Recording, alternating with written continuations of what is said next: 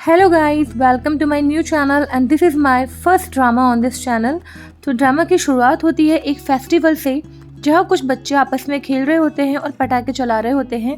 एक छोटी लड़की जब पटाखा चलाती है तो उसका पटाखा फुस निकल जाता है, वो नहीं चलता और बाकी बच्चे उसे चिढ़ाने लगते हैं। इसके बाद वो बच्चे वहाँ से जाने लगते हैं और आसमान में एकदम से लाल रंग की बिजली चमकने लगती है और बच्चे घबरा जाते हैं।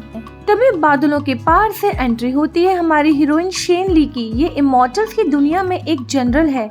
इसकी शादी वहाँ के राजा ने इसकी मर्जी के अलावा किसी और से तय कर दी है और ये वो शादी नहीं करना चाहती है, इसलिए वहाँ से भाग कर आ गई है। लेकिन इसे पकड़ने के लिए 3 और जनरल इसके पीछे लगे हुए हैं। तीनों जनरल मिलकर शेन ली को रोकने की हर संभव कोशिश करते हैं। वहीं नीचे इंसानों की दुनिया में बच्चे जब ये रोशनी आसमान में देखते हैं तो उन्हें लगता है कि बहुत अच्छी आतिशबाजी हो रही है। वहीं इस सब फाइट के दौरान शेन ली को रोकने की कोशिश में एक जनरल उसे घायल कर देता है। शेन ली नीचे गिरने लगती है, लेकिन उस जनरल की आंखों में देखने पर उसे एहसास हो जाता है कि उस जनरल ने शेन ली की मदद की है और उसे यहाँ से भागने का रास्ता दिखाया है। वहीं दूसरे जनरल जब ये देखते हैं तो वो नाराज हो जाते हैं, क्योंकि उन लोगों को शेन ली को घायल करने की परमिशन नहीं थी। वहीं जब शेन ली इंसानों की दुनिया में गिर जाती है तभी एक शख्स को दिखाया जाता है जिसको आभास हो जाता है कि कहीं कुछ बहुत बड़ा बदलाव होने वाला है। शेन ली जब धरती पर गिर जाती है तो उसकी पावर्स कम हो जाती है और वो अपने असली अवतार यानी कि फीनिक्स में बदल जाती है और उसकी आत्मा एक फीनिक्स जैसे दिखने वाले पक्षी के अंदर घुस जाती है। शेन ली जो कि एक चिकन जैसी नजर आ रही थी, उसे एक चिकन बेचने वाला पकड़ लेता है। तभी उस मार्केट में जिंग जी नाम का वो आदमी आता है और उसकी नजर शेन ली फीनिक्स पर पड़ती है। उसे वो बर्ड बहुत ही अट्रैक्टिव लगती है। हालांकि सेलर उससे कहता है कि ये बर्ड बहुत ही बदसूरत है और इसके पंख भी जले हुए हैं, आप कोई दूसरी पसंद कर लीजिए। लेकिन वो उसी को पसंद करता है और उसे ही लेके जाना चाहता है और फाइनली वो उसे अपने साथ लेकर चला जाता है। और अगले दिन जब वो उसे अपने हाथ से दाना डालता है तो वो नाराज हो जाती है और कहती है कि मैं डेमोन वंश की बहुत बड़ी योद्धा हूँ, कोई मेरी बेइज्जती नहीं कर सकता। तुम्हारी हिम्मत कैसे हुई मेरे साथ ऐसा बर्ताव करने की? तुम तो फिर भी एक इंसान हो। और ऐसा बोल के वो उड़ने की कोशिश करती है, लेकिन उसकी स्पिरिचुअल पावर बहुत ही कम हो चुकी थी तो वो नीचे गिर जाती है। ये देखकर झिंगजी उससे कहता है कि उड़ने की कोई जल्दी नहीं है, अभी तुम पहले नहा लो अगर तुम खाना नहीं चाहती हो तो।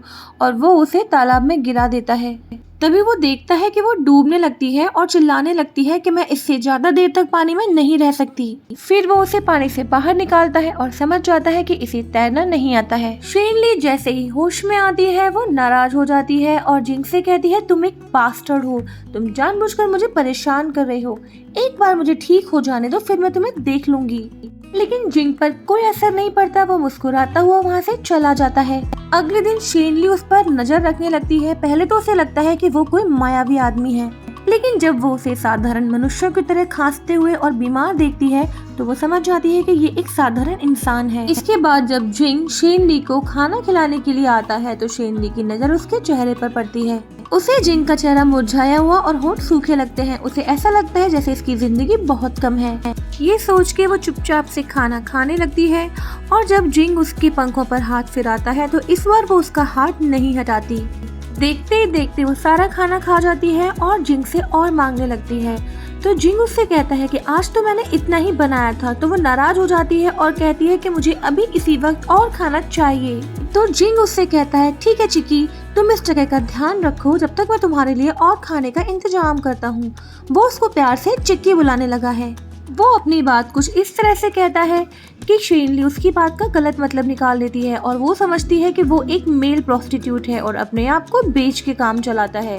वो दंग रह जाती है कि इतना हैंडसम इंसान, इसके हाथ पैर भी सही सलामत है और ये इतना गंदा काम करता है। अब उसे ये जगह खतरनाक नजर आने लगती है और वो यहाँ से भागना चाहती है, लेकिन अपनी स्पिरिचुअल पावर के बिना वो ऐसा नहीं कर सकती। तभी उसे किसी के आने की आहट सुनाई देती है। वो दरवाजे के पीछे छिप जाती है। वो समझती है कि कोई चोर आया है। वो ध्यान से देखने लगती है कि ये आखिर क्या चुराने आया है और इसे कुछ भी चुराने से पहले मैं इसे जान से मार दूंगी। लेकिन वो लड़की उस जगह की सफाई करने लगती है। सफाई करने के बाद वो लड़की वहीं उदास सी बैठ जाती है और खुद से ही बातें करने लगती है कि अगर जिंग को कुछ हो गया तो मैं कैसे जी पाऊंगी। अब शेन ली समझ जाती है कि ये कोई चोर नहीं है, ये तो अच्छी लड़की है और ये शायद जिंग से प्यार करती है। वहीं उस लड़की की नजर जब चिक्की पर पड़ती है तो वो उसे पकड़ने के लिए भागती है ताकि वो उसे पका सके। शेनली के पास कोई स्पिरिचुअल पावर नहीं होती, इसीलिए वो लड़की उसे आसानी से पकड़ लेती है और उल्टा लटका देती है। जैसे ही वो उसे काटने के लिए चाकू उठाती है तभी जिंग आ जाता है। वो तुरंत उस लड़की के हाथ से अपनी चिक्की को ले लेता है और उसके घाव को धोने लगता है। वो लड़की जिंग को एक चिकन की इतनी केयर करते देखकर हैरान हो जाती है। फिर वो जिंग से कहती है कि मैं तुम्हें यहाँ ये बताने आई हूँ कि कल मेरे पिताजी मुझे बिजनेस के लिए साउथ लेकर जा रहे हैं और अब शायद मैं तुमसे कभी नहीं मिल पाऊंगी। वो बहुत दुखी होती है क्योंकि शायद वो जिंग से सच में प्यार करती थी, लेकिन जिंग को जैसे इस बात से कोई फर्क नहीं पड़ता। उसका पूरा ध्यान उस चिकन पर होता है। बल्कि वो उस लड़की से कहता है तो तुम क्या चाहती हो? तुम मुझसे अपना फेयरवेल गिफ्ट लेने आई हो, लेकिन मेरे पास तुम्हें देने के लिए कुछ नहीं है। इसके बाद वो उस कपड़े को उस लड़की की तरफ बढ़ाता है जिस कपड़े से वो अपने चिकन को साफ कर रहा था और कहता है कि तुम इस कपड़े को गिफ्ट में ले सकती हो। फिर वो लड़की दुखी होकर चली जाती है और चिक्की जिंग से कहती है कि लड़की थोड़ी बेवकूफ थी लेकिन बहुत प्यारी थी और दिल की अच्छी थी। पता नहीं वो तुम जैसे आदमी से कैसे प्यार करने लगी जो इतना गंदा काम करता है। जिंग चिक्की की बात को समझ नहीं पाता और उससे कहता है कि तुम किस काम की बात कर रही हो, मैं ऐसा कौन सा गंदा काम करता हूँ। तो चिक्की कहती है खुद को बेचने का काम, तुम खुद को बेचने का काम ही तो करते हो। तो जिंग कहता है कि मैं जिनसेंग को बेचता हूँ तो इसमें गलती क्या है? तुम तो ऐसे बात कर रही हो जैसे मैंने कोई बहुत बड़ा क्राइम कर दिया है। उसके मुंह से ऐसी बातें सुनकर शेनली सोचती है कि ये आदमी तो बहुत बड़ा पापी है, मुझे जल्दी ही यहाँ से निकलना होगा। चिक्की उड़ने की कोशिश करती है लेकिन गिर जाती है क्योंकि अभी भी उसकी स्पिरिचुअल पावर्स ठीक नहीं हो पाई थी। इतने में ही जिंग चिक्की के लिए बहुत सारा खाना बनाकर लाता है जिसकी स्मेल चिक्की को बहुत अच्छी लगती है। जिंग रात में एक सपना देखता है कि कोई है जो उसे छोड़कर जा रहा है और वो अचानक चौंक के उठ जाता है। इसके बाद वो एक पत्ते पर कुछ लिखता है और उसे संभाल कर एक डायरी में रख देता है। ऐसे बहुत सी डायरियां उसके पास इकट्ठी हो गई थी। शायद हर रात को उसे ऐसे सपने परेशान करते थे। तभी अचानक उसे बहुत तेज खांसी होती है और उसके हाथ पर खून आ जाता है। इसे पता चलता है कि उसे कोई खतरनाक बीमारी है। तभी अचानक वो बाहर निकल कर आता है और देखता है कि चिक्की के पास कुछ पावर्स आ रही होती हैं और वो वापस से एक लड़की शेनली में कन्वर्ट हो जाती है। लेकिन थोड़ी देर बाद सुबह होते ही वो फिर से फीनिक्स में कन्वर्ट हो जाती है और जिंग को पता चल जाता है कि उसके साथ रहने वाली चिक्की एक बहुत ही खूबसूरत लड़की है।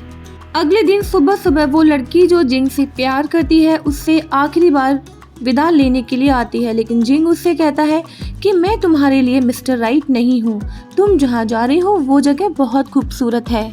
इतने में ही मौका पाते ही चिक्की वहाँ से भाग जाती है।